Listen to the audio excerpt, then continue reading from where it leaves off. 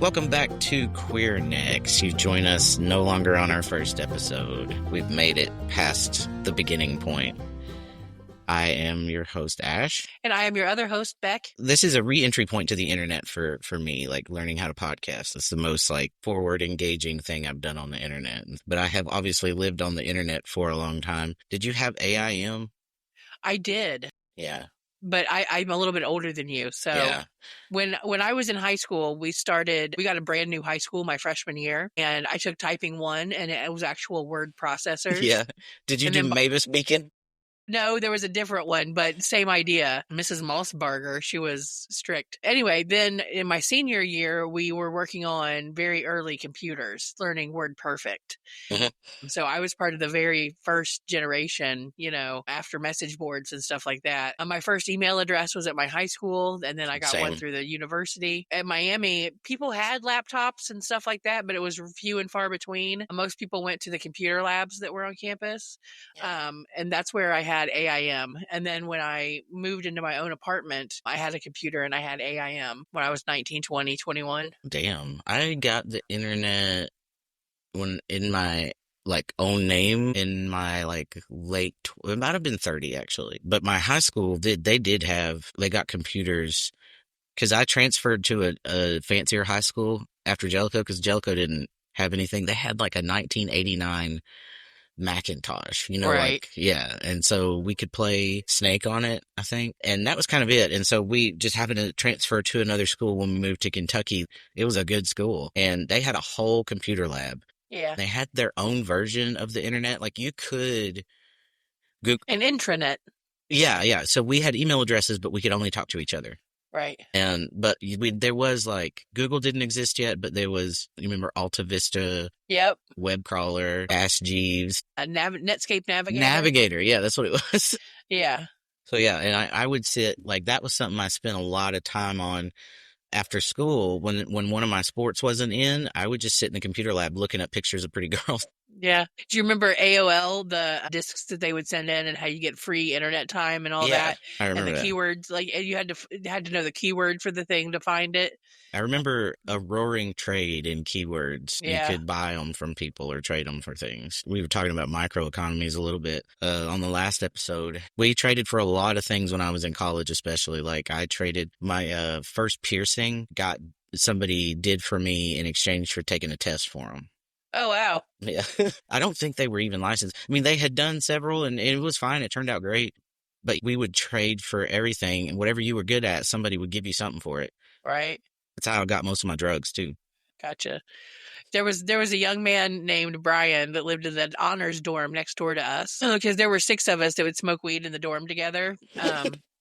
And we would buy $5 worth of marijuana at a time. we would pay in nickels and pennies and shit like that. And he would take it. He would take it every time. And we'd take that $5 worth of weed and all 6 of us would somehow get high. I don't know how we managed it. Well, we had a little wooden pipe. That did go further back in the day. Yeah. I remember when I got caught being queer the first time at school, in my high school, it was in a chat room, and I was in typing class, supposed to be on there doing my Mavis Beacon, with that blind keypad cover they put on there, so you can't cheat on your typing. Yeah. And for some reason, we wore actual blindfolds. Holy shit. Yep. They weren't fucking around. I told you she was crazy strict. There was a strange lesbian scare my year because so many of the girls were gay. And so it was so bad that they called an assembly because people were transferring to county over accusations of being lesbian. And we had this principal, and he called an assembly and he was like, y'all have got to stop bullying people. And he got himself fired over it. They fired him for trying to stop people from bullying queer kids. We're getting off topic from the internet because that's not where we found queer people back in the day. Did you have any way to interact with queer culture when you were in the hills?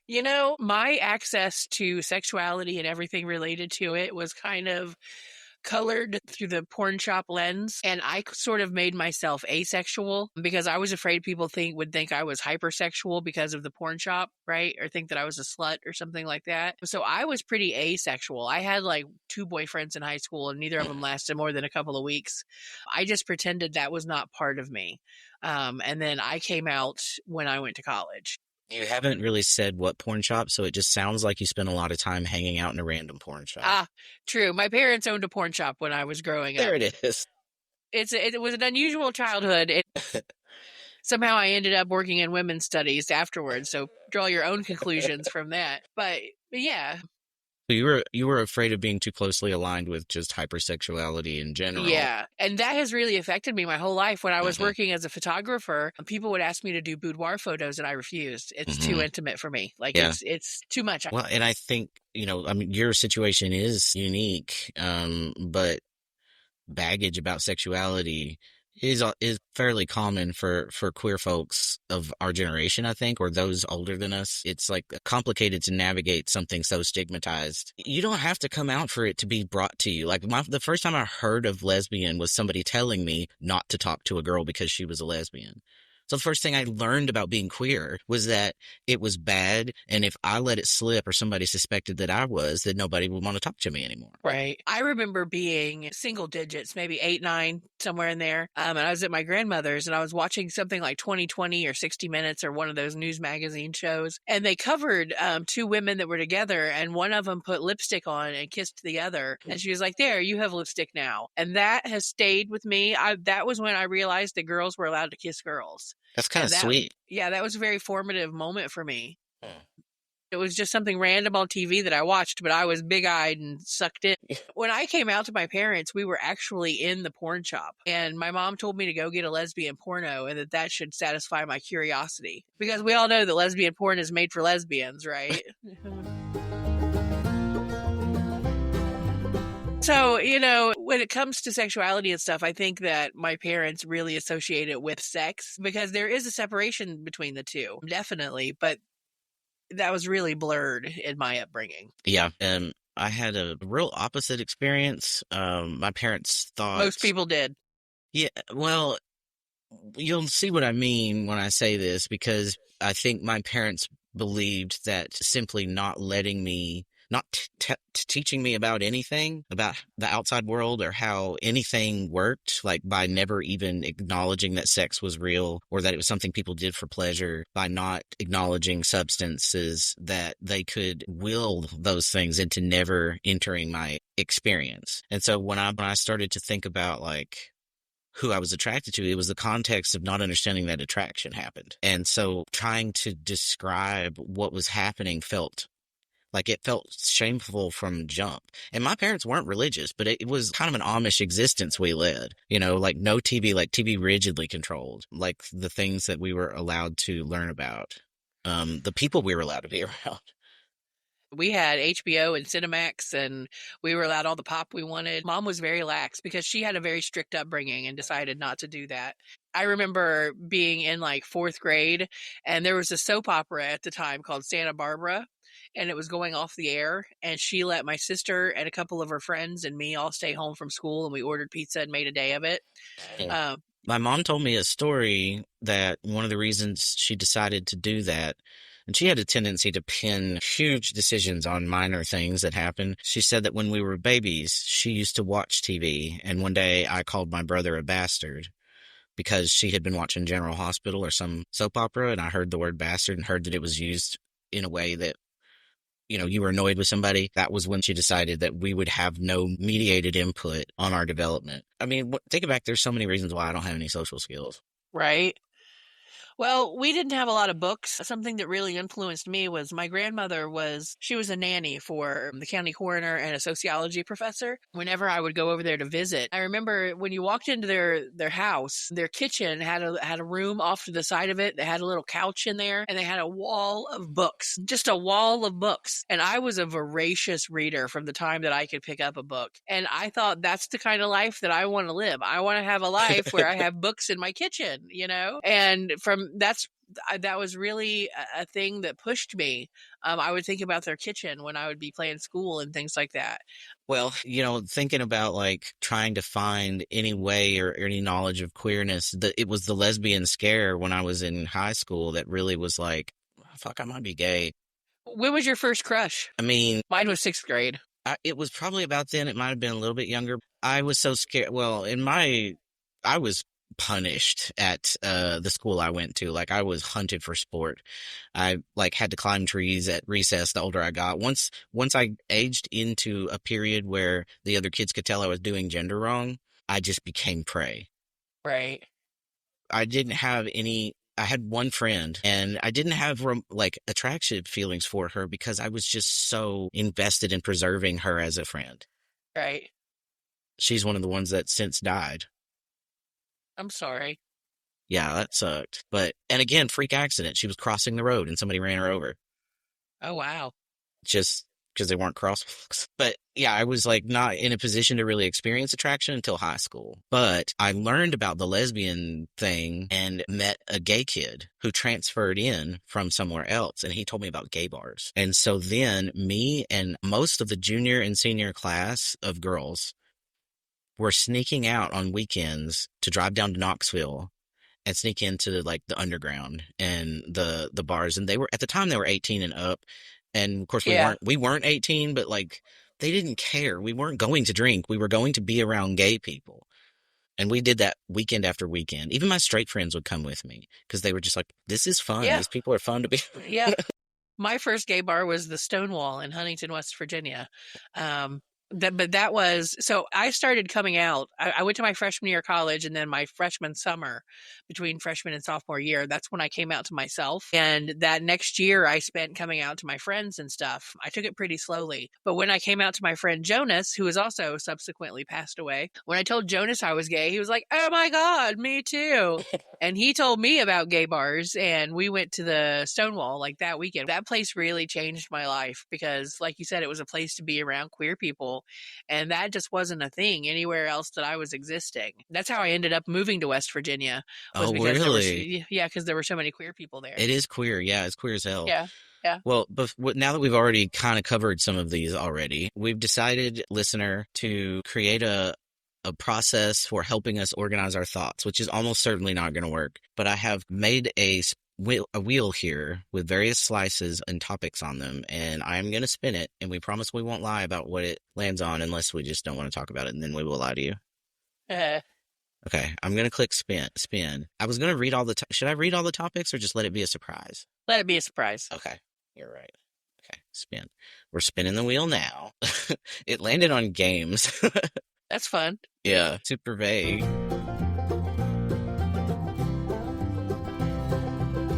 I was also your traditional queer dyke that played softball. You know, I played from t-ball through high school. I was a catcher.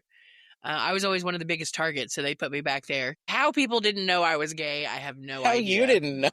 Yeah, how I didn't know. I literally wrote poems to my best friend, quote unquote, and they were love poems. Yeah. Yeah, they were. You can't you can't stop that shit from coming out. No. I mean, we're two prime examples of either you tried or my parents tried, and it just doesn't work. All right, so you played softball. And I was in a bowling league. My God. Yeah. That's pretty hot, actually.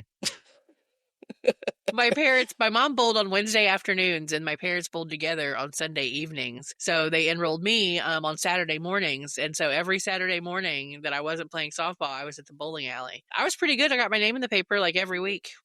Dang. I didn't know that you could play bowling in an organized way in high school, but we did go all the time.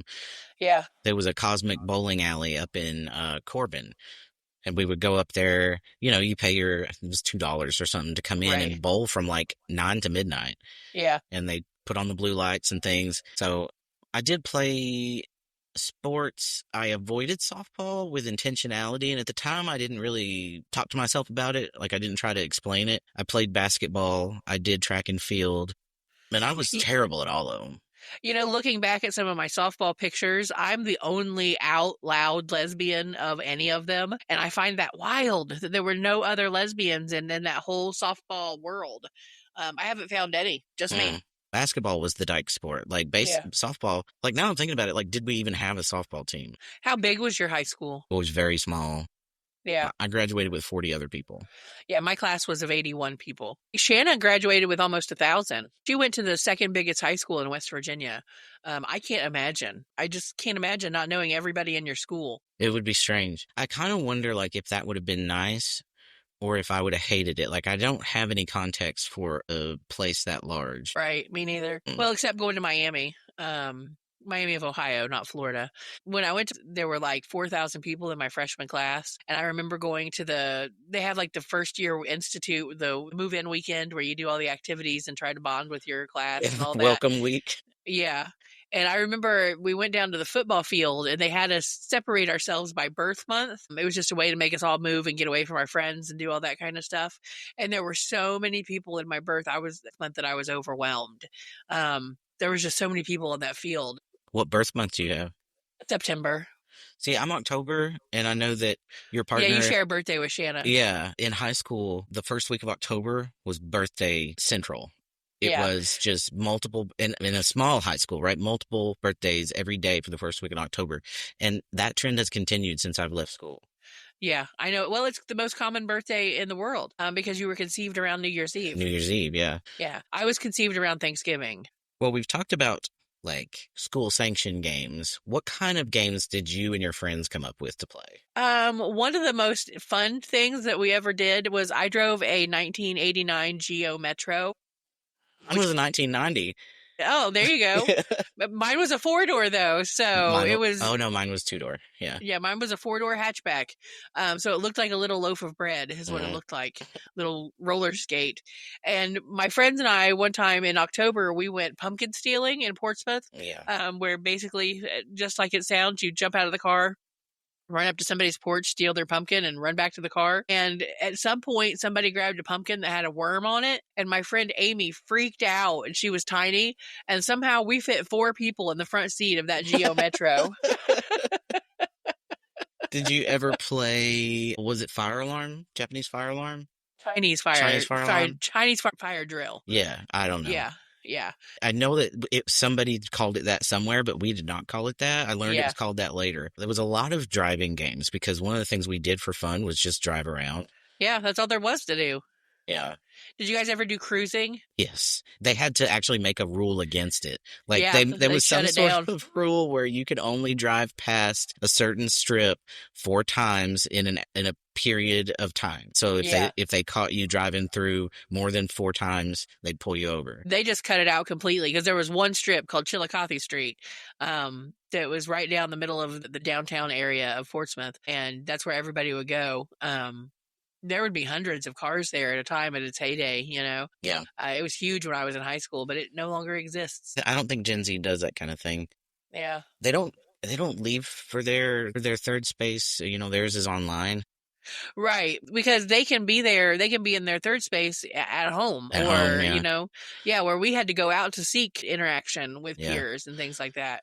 When they got wise to cruising, we would go out on county roads and then just meet up places, and you would go place to place. Like, we didn't have a way to communicate who was where, and so you just go place to place until you met up with somebody who happened to be there, and then more people would show up, and then that's where the party was that night. And we would get your Mountain Dew bottle, drink half of it, fill it the rest of the way up with Jim Beam.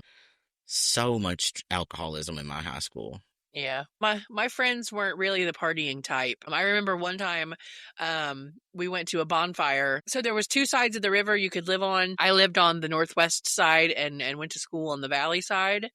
The northwest side was even more rural than the valley side. There were a lot more big farms. And so a kid from the northwest side transferred into valley, and we had a big party out at his farm. So we had bonfire parties and things like that. Beyond that, the drinking that I did was minor. Yeah. Well, I did try pot when I was 16 before a school dance. Yeah. I hated it. Why is it always a school dance? Yeah, I hated it. It made me throw up. I suspect it wasn't weed. But it may have been because I had a similar thing happen the second, third, and fourth time I tried it. I just was not good at it. But yeah, whenever we did get alcohol, it would be like a 40 ounce of malt liquor, and I would drink on it like once every so often, and I would feel so scared every time I did it. We would drink Zima. Zima, yeah. Because it was the 90s. Yeah, there was like this Ocean Breeze malt liquor we could get down in Jellicoe for $2. When I came out to my very best friend, his name was Mike.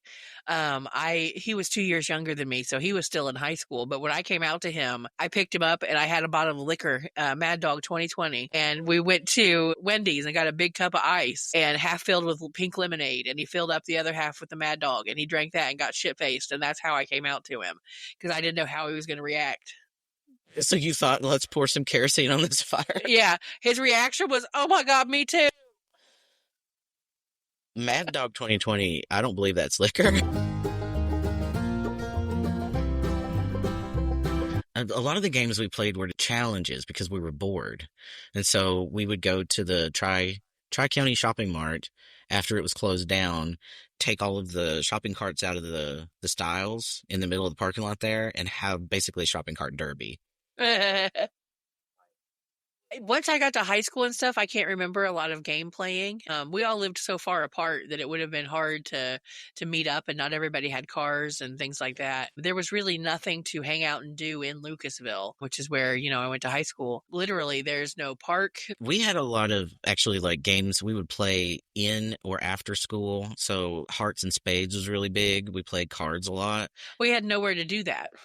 We would just sit in the floor at the high school. Like, we just Yeah. refused to go home and sit at the school. And we played hacky sack a lot. And just generally, like, oh, I'll tell you something we did, though, for fun was, this high school in Kentucky I transferred to was rich. They had an AV studio. Oh, And so me and all my nerdy friends, I was captain of the academic team. And we all hung out together outside of school. And so we would go to the AV lab and film short films. We would write a script really quick, something stupid. Like, for a long time, you remember the Do the Do Mountain Dew commercials? Not Yeah. sponsored, not sponsored. We would recreate those, but with like really lame stunts, like parallel parking or something, and then jump out and throw them a can. We would find like whatever was available at the school and just use it. Nice. I wish we had a place like that, but we either lived in trailers or our houses were too small, or there was just nobody's house that we could go to. I remember I threw a New Year's Eve party one time, and people came over, but that wasn't my actual group of friends. It was like band people when I was in the band. Yeah, and of course we lived in a trailer too, but like, there was woods behind us and we would just sleep outside. And so like my friends would come over. I remember my mom started to freak out about it because she was like, "You've got boys coming over and staying the night." And I was like, "I know." She was like, "People are going to think you're a whore." And I was like, "I don't think they are going to think that." We had one friend, her dad was hard of hearing. He was older, like in his late 70s. She was a late in life child, and he would go to bed at like 8 o'clock and he couldn't hear shit. So we would throw parties in her front yard. Yeah. Yeah, I did that twice at least. I got drunk at her house. Yeah, yard parties were where it was at. Yeah.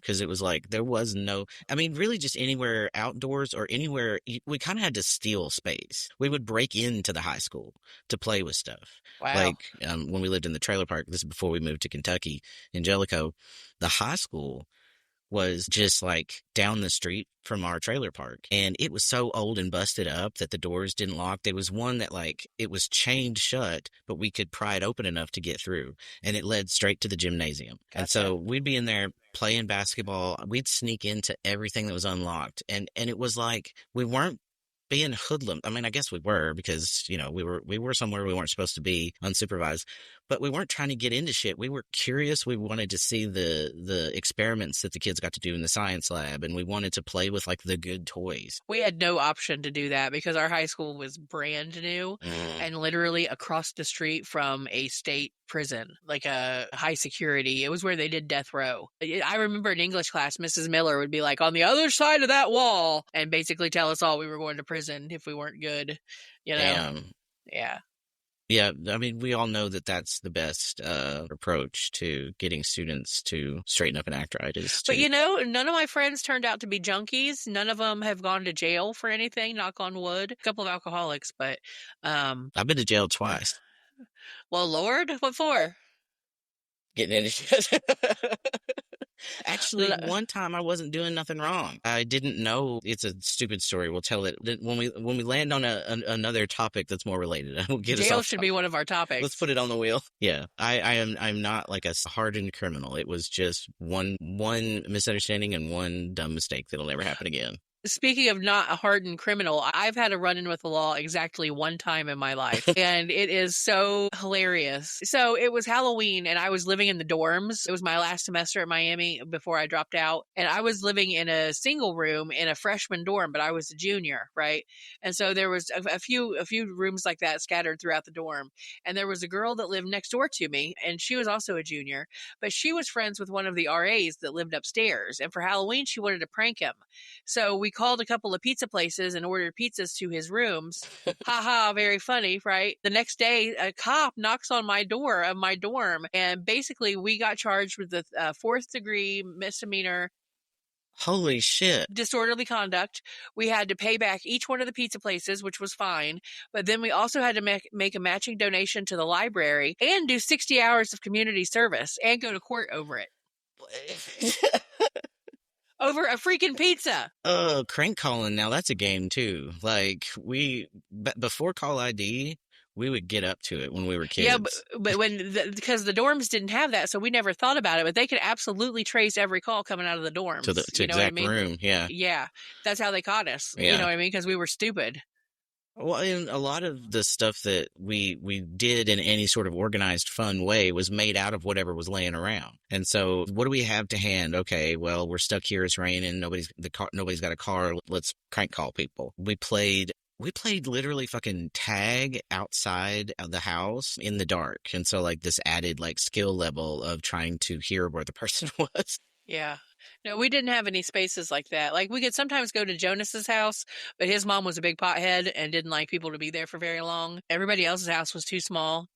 Mine was too far out of the way, so it would take a lot longer to get over there. And one of us always had a car, so that worked out. My parents had a minivan. And so I could load pretty much everybody into the van and we'd drive around. Like, we built a potato gun, and this was another run-in with the cops. We probably would have been in trouble if we had got caught. We accidentally, so we were behind the bingo hall. It's the whole lottery place, but it was mostly bingo at the time. And we were not trying to shoot anybody. We intentionally put ourselves in the middle of a fucking field, really far away from everything. And we're shooting this potato gun, but we weren't loading it with potatoes. We were making our own munitions, basically, we would soak toilet paper in water and wad it up and wrap it in saran wrap and then put that down in there. So it was a cannon, basically. Right. A giant, like, paper wad shooter. And we didn't understand the ratio of accelerant to air, and we just pumped it full of too much hairspray. So the very first one we shot went probably 200 yards. Wow. Went over the bingo hall into the parking lot where every cop in the county was sitting. And we were like, there was this moment of we were like, if we don't move, nobody will see us. Nobody will know we did it. And then we hear all the doors shut and the cars all start up, and they knew which direction it had come from. And so we all pile into this fucking Ford Aerostar. I'm trying to like sneak out the back ways. I get on the interstate and we make it to my house, and we're sitting there at my mom and dad's trailer trying to act cool. Like, we didn't just run from the police. I hope we didn't hurt anybody. Jesus Christ, I hope we didn't hurt anybody. But we didn't do it on purpose. It's just, again, redneck shit. Yeah. Escalates. It gets out of hand because there's not a manual for any of the stuff we come up with to do with our time. Yeah. Yeah, and there was really nothing to do. Some of us had jobs here and there. That was another thing. I worked at Fazoli's. Have you ever been to a Fazoli's? Oh, yeah. We didn't have one, but I ate it a ton in college. Yeah. I was the best breadstick ballerina you ever met. I worked at Pizza Hut. Actually, me and all my friends worked together at Pizza Hut.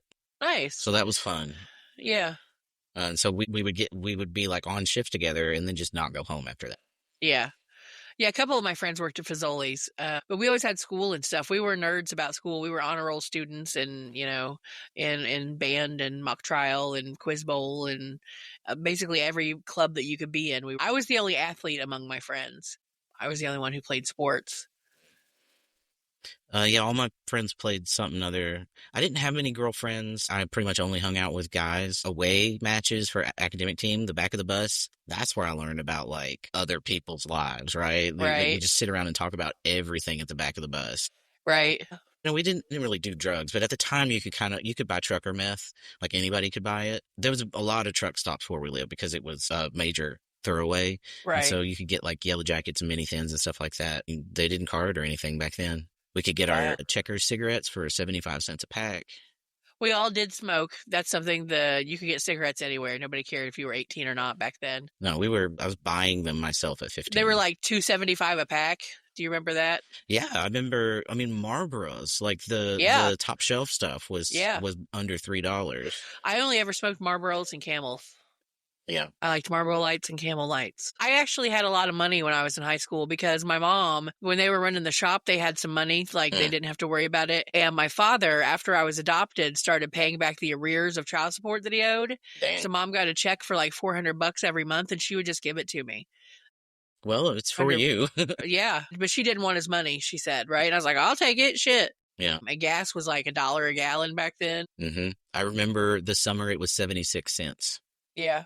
It was like, I think that was 97. And I was a really good server. I made good tips at Pizza Hut, and it was the Pizza Hut. It was on. I lived on I-75, and that's one of the like busiest, most touristy interstates in the U.S. because it goes all the way up to New York down to Miami, and so like people be coming through there with money, Yeah. and so I'm like laying it on thick. You know, I could spot them. I'm like, how y'all doing? You need anything else? You doing good? I mean, I was a fucking killer server. And so I would save my money up just from tips, put everything else to like gas or something like, cause when you're a server, you make, back then you made $2.13 an hour. Yeah. My first job was as a server at a little dairy bar. Yeah. I was terrible at it. Man, no, I mean, my first day was pretty overwhelming, but after that, I was like, oh, I've been doing this my whole life, right? Pretending I'm somebody else. The Goo Goo Dolls was in there one day, and my mom didn't know who they were. She works there too. She went over and she said, "Yeah, that little man, what'd she say? Young man over there, he plays the guitar too." And I was like, what do you mean? And she said, well, he had a little guitar pin. And I looked and it was the fucking Goo Goo Dolls. Leanne Rhymes stole gas from me once when I worked at the Speedway because she got spotted and ran off. The first concert that my mom let me go to on my own was the Goo Goo Dolls, No Doubt, and Bush. Dang. Yeah. That's pretty good. It's peak 90s. It was a great show. Yeah, it was a great show. It was my senior year, so that would have been either late 95 or early 96. My first one was in 96 as well as my junior year of high school. And we went down to Atlanta to see Alanis Morissette and Tori Amos on a doubleheader. So that was pretty fucking incredible. What year did you graduate high school? 2000. Gotcha. Um, You and Shanna, but is your birthday 1982? I was about to say, I was one of the ones that was already 18 when we graduated. It's 81. I was going to say, because Shanna is also the class of 82, or class of 2000, and her birthday is also October 5th. And it would have been weird if it would have been the same year. Yeah. But my brother was 2001, but he's born in 82. Yeah, but not October 5th. 1 month later. Because my mom was on a fucking schedule. She had a schedule to keep. We were all 3 years apart. My sister was 6 years older than me, and then my brother was 3 years older than me, and then I was the baby. Mom was pregnant every damn year. The only reason there's a gap between David and Vanessa is because the baby was stillborn. Yeah. And she finally was like, she told my dad, she's like, you are getting a vasectomy. And he did. He was like, yes, ma'am. I don't want no more either. Yeah. My mom and my dad both said they wanted kids after me, but for whatever reason, they weren't able to have them. But I told them both they finished with perfection, Right. so why worry about it? Why keep going? Yeah, when you have me. It's all downhill from here. Exactly. Well, I can't think of anything. What else is there about games? Really, to sum up games for rednecks in general, but for queer rednecks, is like wherever there was third space, wherever things were happening, you then had to go and find your version of it that also included you, that also had people that were going to let you in and be safe to be around. And so I was lucky to find the 2 to 3 people. I feel fucking anointed by God that I found people to actually spend time with in high school. I know that there's people out there, if anybody listens to this, who didn't get to have that. There's Christmas gift. Growing up in the holler, there wasn't a lot of money going around, so that you, like, Christmas time came around, you couldn't buy for all the cousins and stuff like that. So they invented this game called Christmas Gift and Christmas Eve Gift. So the goal is to be the first person to see the other person. So say it was midnight and I snuck into your house, I would jump out and yell, Christmas Eve Gift, and you would have to give me a piece of candy or $1 or something very low value. But I would win, and the prestige is in the winning. How do you win again? You surprise them? Being the first person to see the other one. Oh. So, like, one time I had a girlfriend, and we didn't spend Christmas together because we weren't living together or anything. And after midnight, she drove from West Virginia to Ohio, burst in my front door, yelled Christmas Eve gift to everybody, and won. Like, That's awesome. yeah. So, like, we play that game for every, like, it'll be birthday gift or New Year's Eve gift or Easter gift or whatever. We play that in every version of holiday that there is. But it has a long, long history back in the holler, being where people didn't have money to give to each other. So they played this, hide and seek kind of game. And my papa would tell me stories about them hiding under houses and, doing all kinds of crazy things to be the ones to win. Very social. It's like a person scavenger hunt. I believe, just like everything else, we could talk for days about it. Do you have any final thoughts on how games are made and played where you're from? I think that they really have to be organized for them to occur, because where I'm from, there's just not, like you call it, not a lot of third spaces, right? So we'd have to make those in the car or at the Walmart craft center. We would have to make our own spaces to do things. I don't know. I think that's one of the challenges of being from the country, is that there is nothing to do most of the time, and that you have to make your own fun and games. And sometimes the game is making the fun. Yeah. We would give ourselves challenges, like there was a challenge to get kicked out of Walmart, but we couldn't touch anything, we couldn't break anything, we couldn't do anything wrong, right? We just had to be weird enough that they asked us to leave. Did you ever corn a car? Corn a car, like fill it with corn? No, like be on the side of the road when they pass, throw corn at it and damage the paint? No, but we did bologna, so I mean, it's no better. We did eggs and bologna. I egged my chorus teacher's house one time. That bitch deserved it. I say that this day, 30 years later. I'm still mad about it. Fuck it, Janet. Yeah, that's her name, actually. Is it? You're fucking shitting me. Shit, we got to call this. I got to go play the lottery real quick. Damn. Yeah, I think there's a lot of creativity that is, I'm not going to say imbued, and I don't think it's innate. It is hard fought and won by people in the hills who are simply forced to be creative for their own sanity. The whole thing about like Gen X and millennials being literally locked out of the house all day. Yes, that, and nowhere to go and nothing to do. There's no city park. There's not even a city, Yeah.